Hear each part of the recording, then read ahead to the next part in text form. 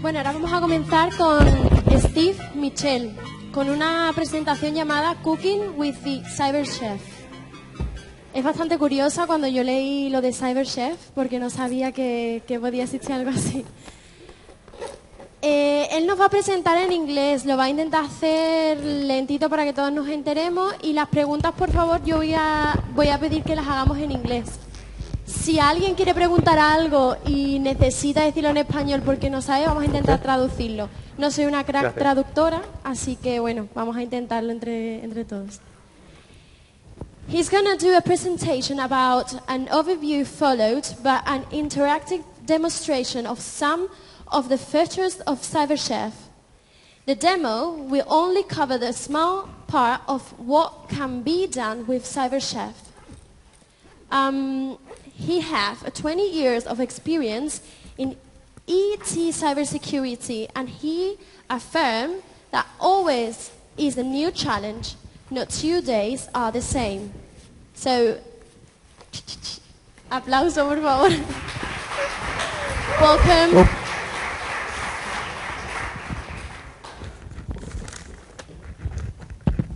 Hello. Okay, I just need a minute. Sorry.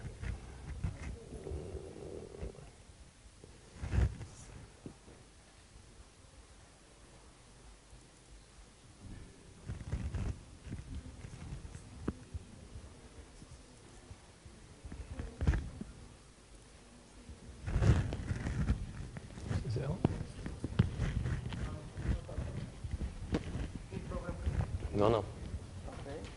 Okay. Oh.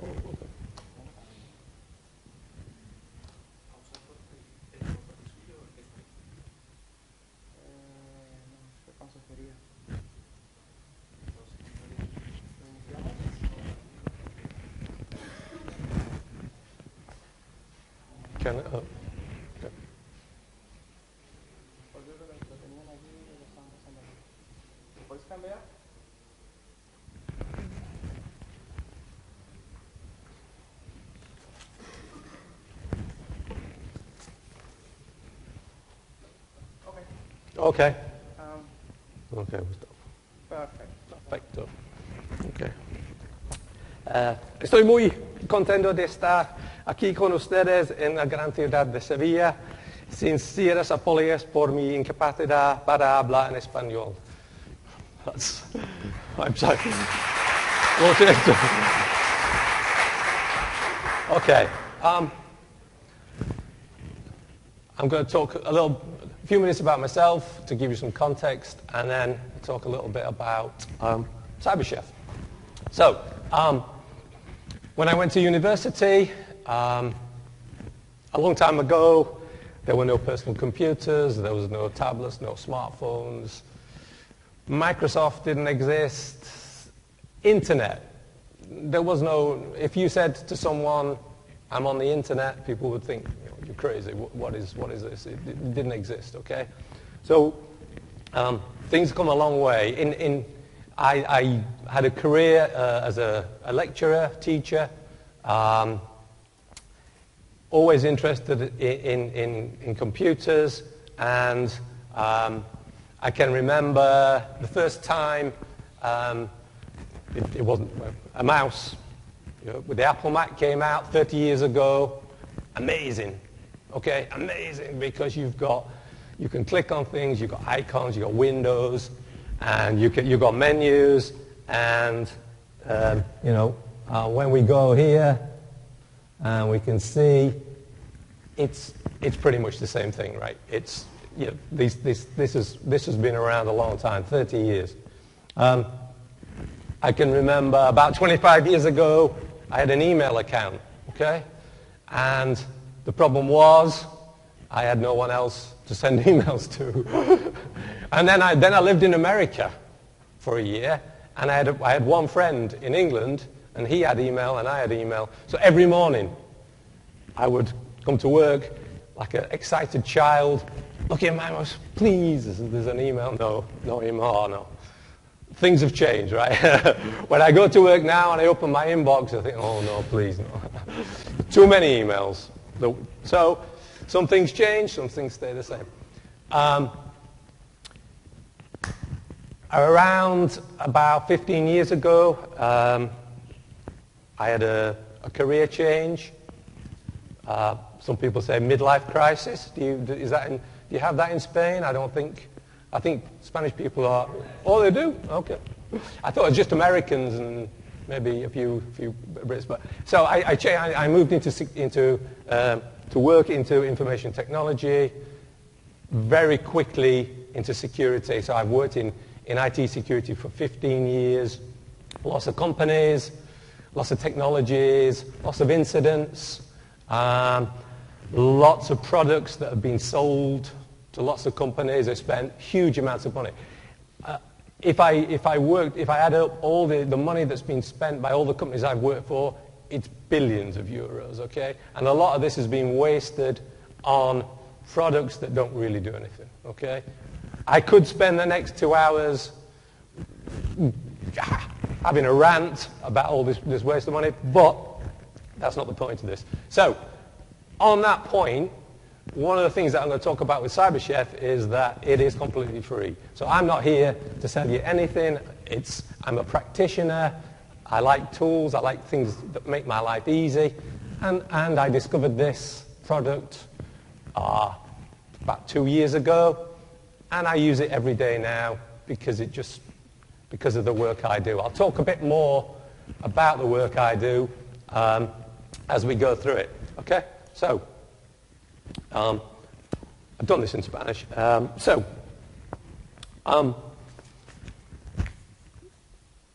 What is Cyberchef? Okay. The first thing is that it's lots of tools in one place.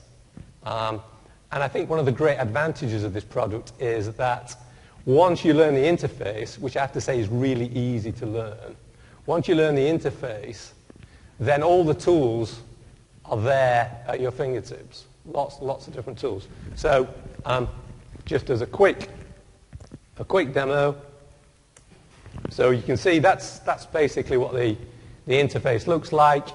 I'll talk a bit more about that. But to give an indication of how many tools are in there, all of these things, they refer to them as operations, okay? But they're effectively tools, okay? If there's anything, if I'm going too quickly, tell me to slow down. If there's any questions at any point, don't wait till the end, just stop me, okay? Lots of tools in there. I don't know what they all are, okay? I've spent some time. I'll show you the document that I've written. The document is basically a guide to Cyberchef, and I'm not trying to sell a book or anything. It's available for anyone for what it's worth. It's about 60 pages with some examples. I'll show some examples. You can take it or leave it. The guide came about because people where I work were asking me, and so I had some time, things were quiet, so I just put everything together into this one document, and I still didn't find what all of these things mean. Okay, so it's a great collection of tools. Now,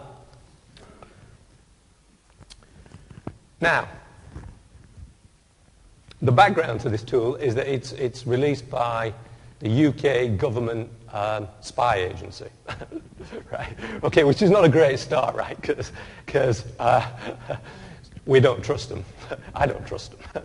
Okay, but I was skeptical about this, as a number of people are skeptical about this. Why would GCHQ give something to the community like this?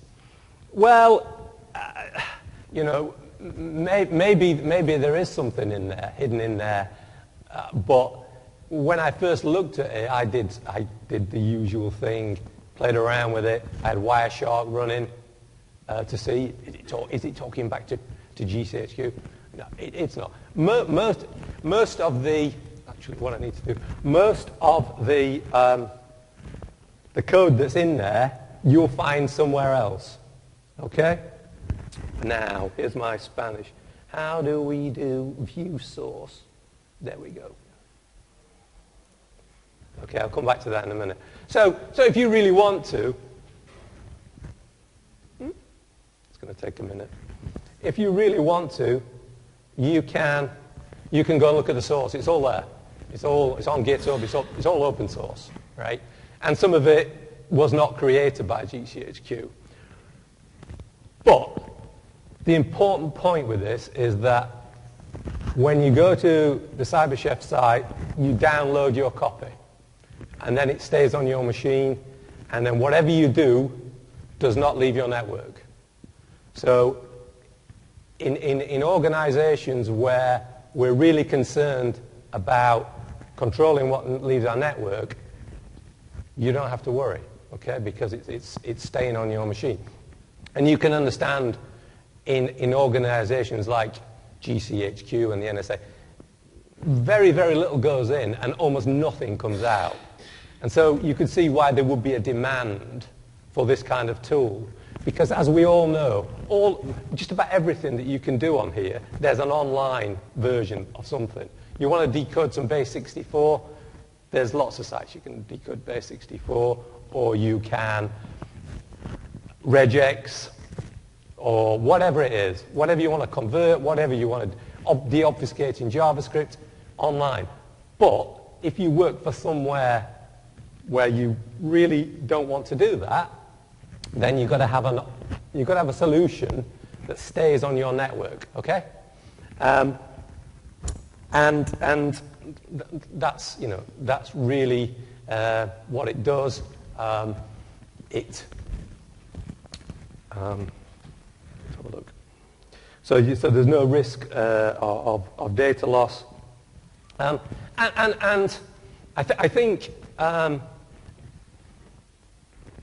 I've worked in the defense sector where we had to deal with APTs. There's that, this kind of, and the very last thing we want to do is we want to let our adversary, who is targeting this organization specifically, right? So there's not going to be anything on VirusTotal, and we don't want to put anything on VirusTotal, because if we do, the adversary could see. They know I'm attacking them. They've seen my product. So, another good reason to keep everything low on the network. Okay. What do I mainly use this for? Well, basically for static file analysis. Okay. So my job at the moment, I'm in incident response, DFIR, digital forensics, incident response. And we have, working for a huge organization, we have lots of people who are doing security operations around the world. And they follow a process. And that's fine, because that deals with the vast majority of the work that comes in. But occasionally, something will happen, and there is no rule book, there is no playbook. And there's no process to follow. And or the process may say, submit the file to a sandbox, okay? So they submit the file to the sandbox, and the sandbox says, no, I don't know what to do with this. When we get those kind of situations, then it comes to us. So we have to deal with all kinds of unusual file types that you've never heard of. Basically, the way I work is that, and I'm sure a lot of people who work in security operations do the same kind of thing. They'll have a green laptop, corporate laptop, locked down, group policy. You can't do anything on there, really, apart from send email. And then a red laptop. So red laptop, completely separate. I use, for what it's worth, I use Linux, Ubuntu, because it's easy. And then I install all the tools. And one of the tools when I open up my browser on my red laptop, a few tabs that open up. We have our cloud-based private sandbox. Virus Total, you know, the usual suspects, and Cyberchef. I use that. So we use that there, and the main reason I use it is for dropping files in there. I'm going to demonstrate a little bit of that. Okay. Why do I use it? So some of the reasons I've put up on here. It's good for anything to do with encoding, decoding, anything to do with hashes. Just to give you an idea of, if you're interested in hashes, again, I'll go through this in a bit more detail, but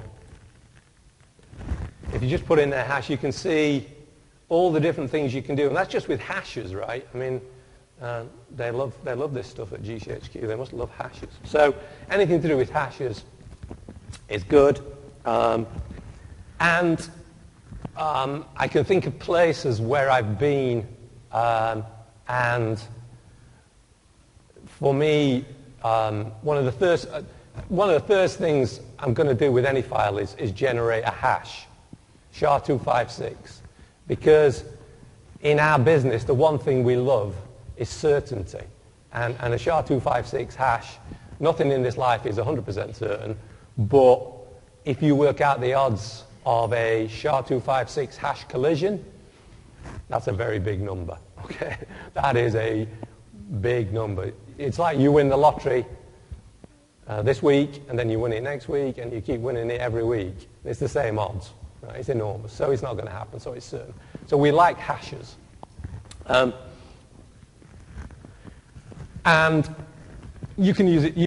One use case for this, which I have encouraged people to do, is just simply just give me the hash, right? And I know you can do that lots of other ways, but you can do it in this tool, so it's useful. Okay, I've just put on there. It's a useful addition to the toolkit.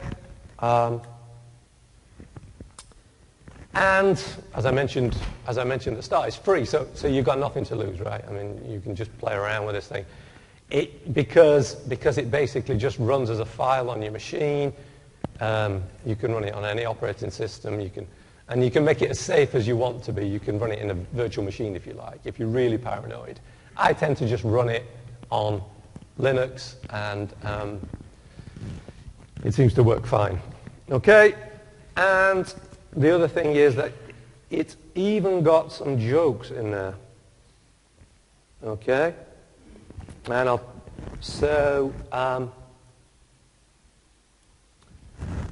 can you see that? Is that possible? I don't know if I can zoom in on there. It says mining Bitcoin Cash. That's true story. There was an alert for some malicious, obfuscated JavaScript that had run on someone's endpoint, and the global teams we don't really know what this is. Can you have a look at this JavaScript? So I got a copy onto my lab machine, and I'm looking at it, and it was horrible. I mean, just like mangled. I'm playing around with this. So I thought, oh, okay, I know what. Maybe I'll just drop it into Cyberchef and maybe see if I can play around with it and find something. And when I dropped it in, I'd not seen it before, but maybe my machine was running a little bit slower. So it came up with this mining Bitcoin Cash, which of course is a joke, but I'm thinking, I'm thinking, don't tell me this is crypto, this JavaScript is crypto, and I'm looking on my Linux laptop. Is it, has the CPU usage gone up? Has someone compromised my security machine? Or they're now running some kind of Monero miner on my machine? No, of course not. It's just a joke. So you can see if you think GCHQ have got a sense of humor. Okay. I think I've just made that too big. Right. And just to finish off that bit,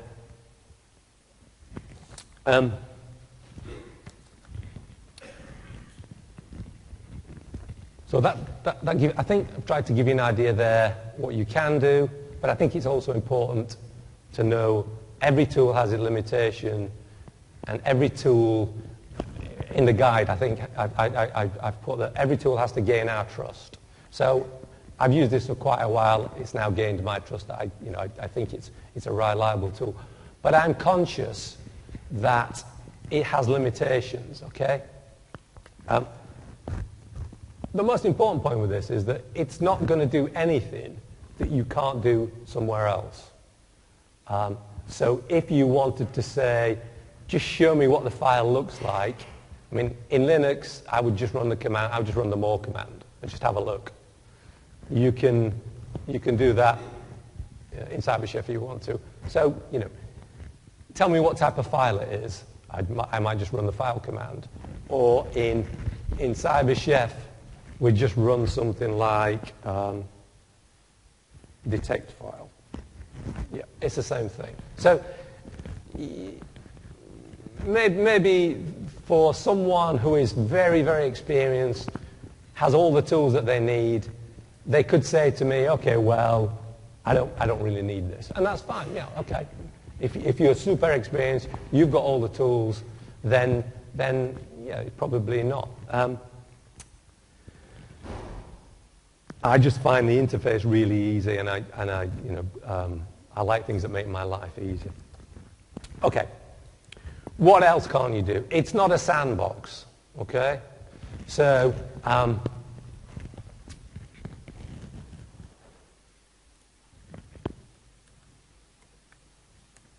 oops.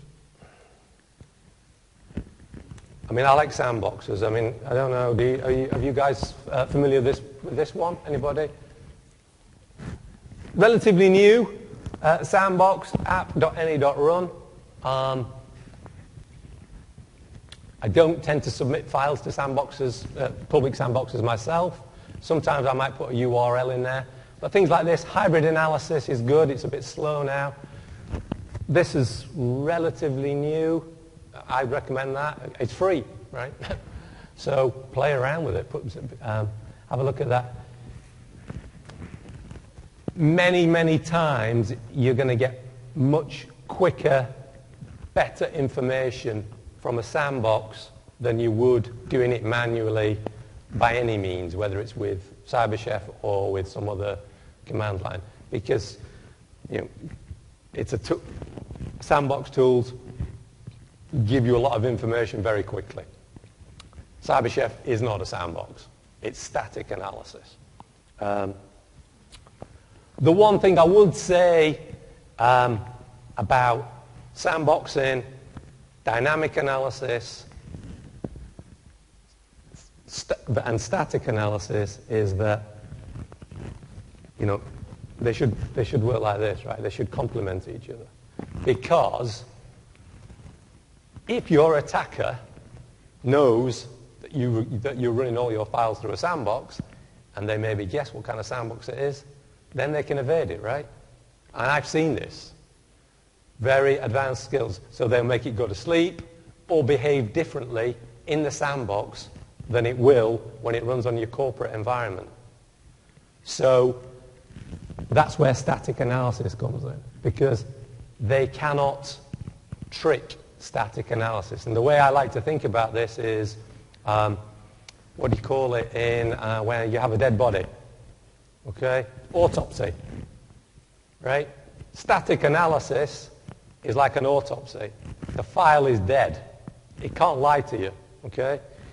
The attacker can pack a binary file and make life difficult.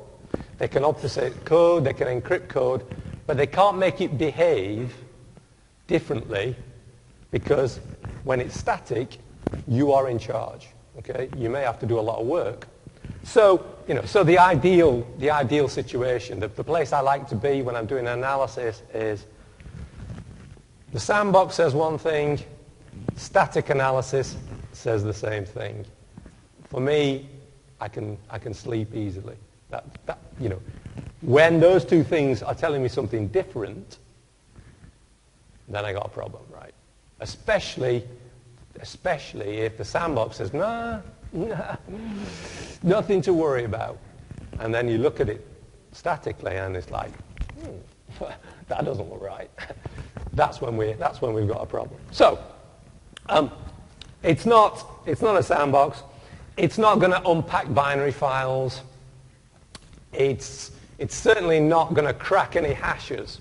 Okay, so the one I like, let's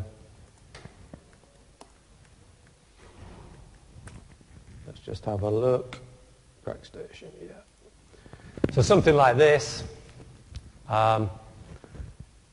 If you've got an MD5 hash in there, I think it's got something like 100 and, what does it say? 15 billion hashes. So you're going to have to, so are you giving anything away by putting the hash in something like this? Probably not. You're not submitting a file, it's just a hash, right? So what, but certainly Cyberchef is not going to crack your hashes. It won't detect steganography either. But then again, if you've got reasonably good steganography, as far as I'm concerned, it's a source of some debate. I don't think anything is going to detect that, right? It's just too difficult. So, okay, conscious of time, let's have a look at the interface. So when you download Cyberchef, let's have a look. This is, let's put that in full screen. This is pretty much what you get, okay? And the metaphor is pretty simple. They use this cooking metaphor. So the idea is that your recipe is here, the ingredients or input is here, and then whatever the output appears in this frame. So, I don't know, let's have a look. Normally what I like to do in this kind of demonstration is I take some files that are malicious, that are pretending to be one thing, but actually are something else, and I drop them in there. The problem I've got is that with this being a Windows machine, it kind of stops all that. Stops all the fun. Where's the fun in that? So I don't think it's going to let me, I don't know, do anything. But just to give an example, what you can do is take a file and just drop it in there, right? And the one thing I tend to use a lot with Cyberchef is this button here. So that gives me the full, picture of what's going on. It's just as simple as that, really. You take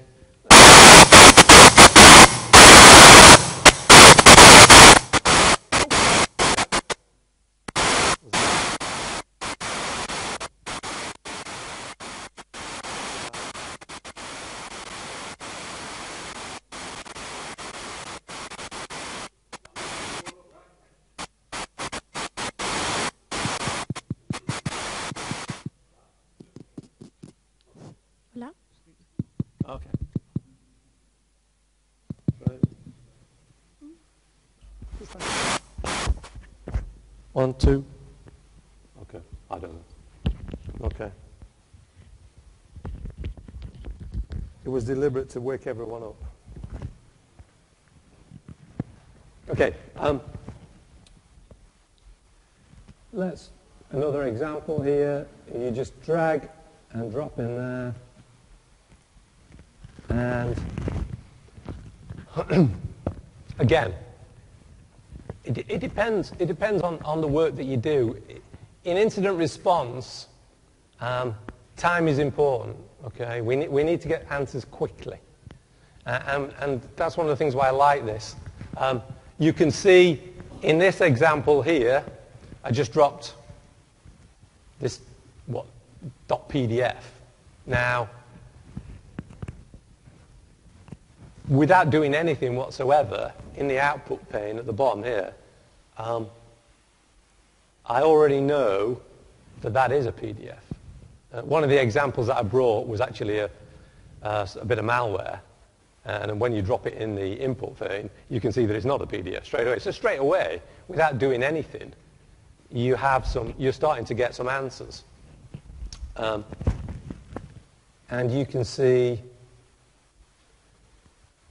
great thing with PDFs, right, is that they are pretty easy to read, and you can see that there's some kind of stream in there now. With larger file types, so I don't know exactly what the size is, it will not show you the full thing, but you can do that. You can see the whole file.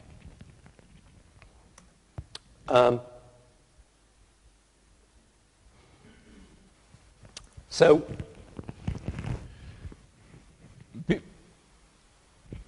let's go to an example. Now, in the guide, there's a PDF version of it. I've gone through a lot of the basic things that you can do there. You can see there's probably, I don't know, 60 or so.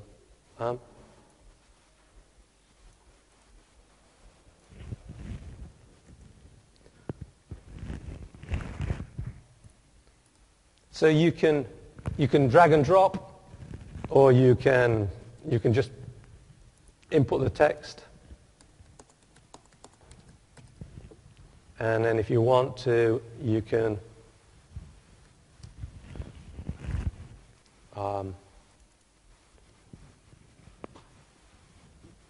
it'll base 64 decode. So the point here is what we're demonstrating is on this side here are all the different operations. When you want to use them, you either drag and drop or double click, and that in this here it becomes operational. And you'll see down at the bottom there, they're using the cooking metaphor to bake. You can turn that off.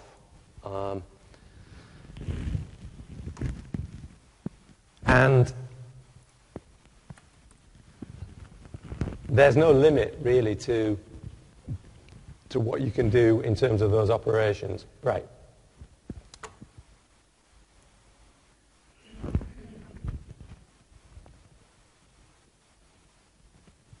Ooh, not that one. Sorry. So I think we've only got about 10 minutes left, so I'm just going to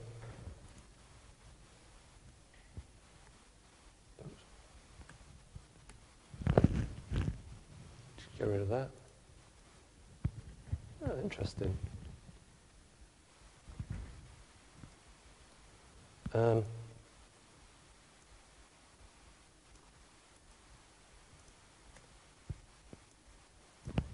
Let's say you find. Why is it doing that? Okay.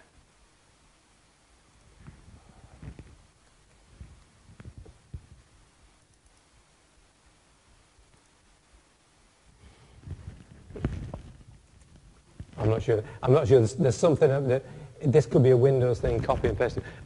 Okay. I'll just demonstrate it on here. In August of this year, they brought out a new feature, was this automatic detection of encoding. So I don't know. Okay, let's demonstrate this another way. So if I go,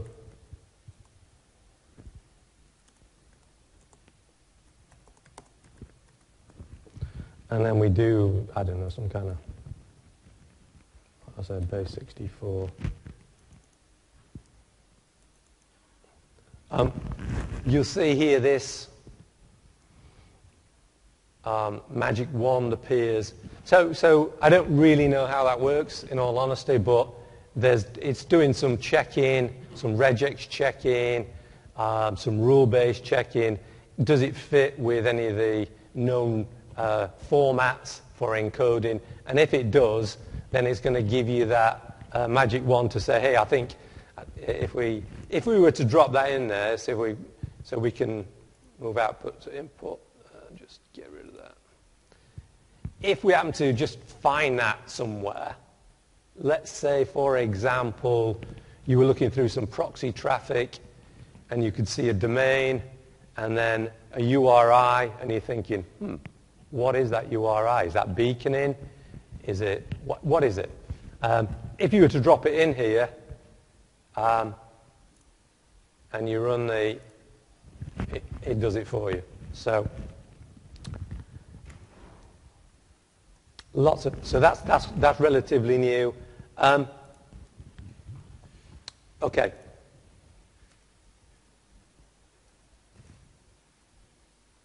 It doesn't always work it out. There's an example there where it doesn't work it out.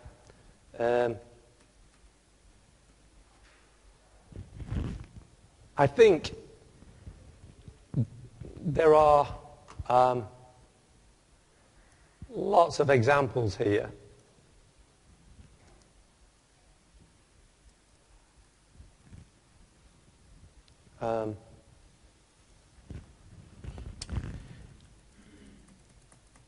Which, okay, actually, I'm just going to do one more thing, and then we'll see if there's any questions. One of the good things that you can do is that if you find that you're doing something which is fairly complicated, so multiple steps in your recipe, you can actually save that, and then if you find you're faced with the same problem, you can just load the recipe, and you can see there it will run through each step. You can step through it, or you can just go through the whole thing. In the guide, there are some examples where we've been deobfuscating things like emotet malware, some of the trick bot. It's just commodity malware, right? But it's interesting. It's interesting to just take that to pieces. And some of the more targeted stuff, like the work of the North Koreans. There's some examples in the guide there. So lots you can do. Is there any questions about anything that I've said, or anything, any kind of comments or anything? Yep. May I share the designs I do? So, yeah, okay. So the app, yeah. Oh. You're almost like a plant in the audience. Well done, that man. Yeah. So, when you get something that drops in the output, let's say,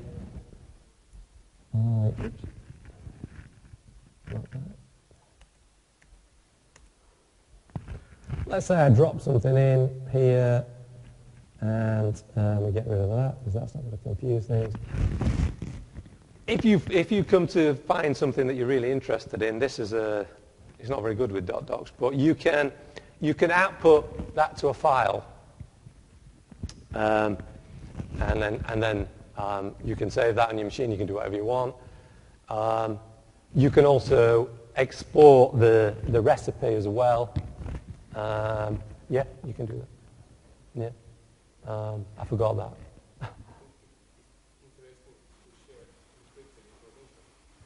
Yeah, you can. I mean, so this is a tool that works both ways, right? I mean, everything. Primarily, what we are doing as security analysts is trying to deobfuscate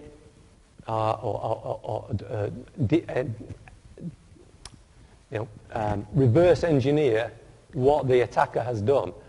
But everything that you do can be the reverse has done. So you could use this to create your own encryption code, send it to your friend. No one in the world else will be able to.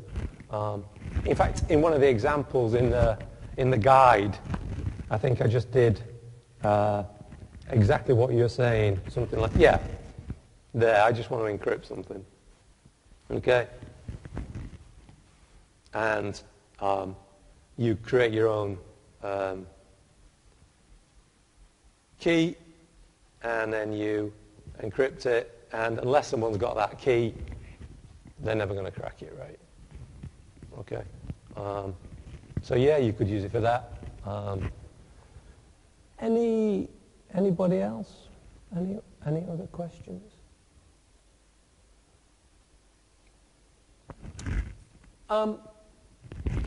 Okay. In which case, just make sure. No.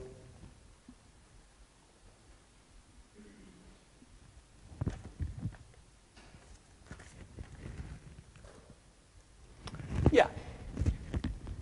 In summary, to finish, I would say, the one thing that I really like most of all about this tool, I mean, I use lots of tools, but the one thing is in particular for learning about all different aspects of cybersecurity. It's a great way to learn because it's safe. You can run it in an environment, and I think if I was teaching beginners, children how to do this stuff, kids would love this because they don't care about making mistakes, right? Just drop some files in there and see what it does. What does a PDF actually really look like? What does a binary file look like? What do any of these things look like? You can, a docx, it's actually just a zip, right? It's just a whole zipped load of XML. Is that what you're expecting? That's the real strength, I think. So, not kind of going to change the world, but just a really nice way to make your life easy and to learn new things, I think. Any thoughts or anybody else? Sure. No. Just one question, please. Yeah, sure. Sorry. Okay. I would love to see a more complex sample because until now you have just show base 64. So yeah. I think that your tool is very interesting, but I would like to see something more complex. Thank you. And yeah, in the guide, there aren't too many complex examples. Are you familiar with Cobalt Strike? No. Okay, there's an example there of how we'd go about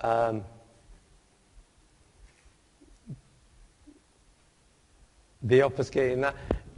The big mistake I made when I came here was I have a laptop, a red laptop with all the recipes in there, and without going into detail, I didn't bring it. I thought, no, I'll just bring the USB, the presentation. So I don't have all the recipes loaded, and it would take some time for me to remember and just put this down. But you can see the complexity is really just lots of simple things put together. Okay, so you take something. Maybe you base 64 decode it, and then raw inflate it, and then maybe remove some bits and pieces, and then there's quite a nice feature in there that I use a lot, which is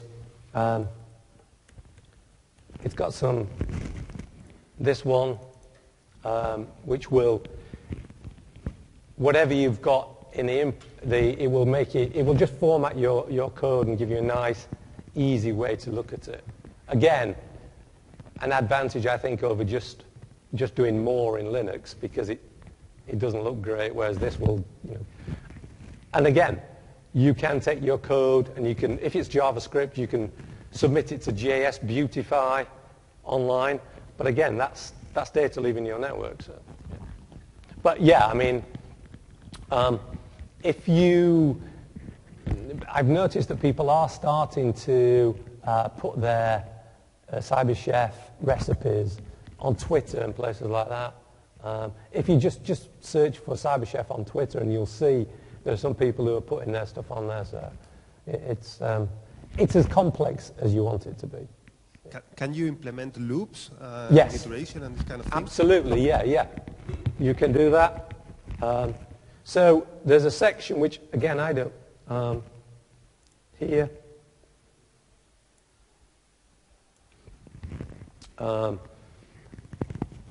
The one that I have used is the fork instruction. So what you can do is if you've got a sequence and you want to run the same operation on each item, you can just break it out and then just do that. So you can, and if, you could take it to the level of like basic coding really if you want to. Okay. And from a technological point of view, everything is implemented in JavaScript? I think most of it is, yeah. So basic, yeah. Sort of, I mean, it's client-side web scripting, right? JavaScript, yeah. And you can do a lot in JavaScript. I'm not an expert on JavaScript.